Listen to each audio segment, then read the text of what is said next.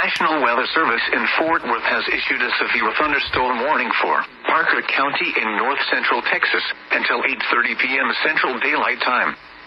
At 7:28 p.m. Central Daylight Time, a severe thunderstorm was located over Weatherford, moving northeast at 15 miles per hour.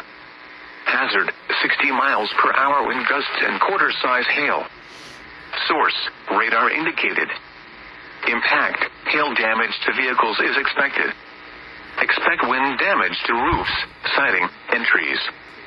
This severe thunderstorm will be near Weatherford, Willow Park, Hudson Oaks, and Lake Weatherford around 7:35 p.m. Central Daylight Time. Hazel around 8 p.m. Central Daylight Time. Reno around 8:15 p.m. Central Daylight Time. Other locations impacted by this severe thunderstorm include Brock Junction, Adele, Peaster, Advance, Dennis, Annetta South, Agnes, Often, Annetta North, and Highland Addition. This includes the following highways: Interstate 20 between mile markers 395 and 422. Interstate 30 near mile marker 1. For your protection, get inside a sturdy structure and stay away from windows.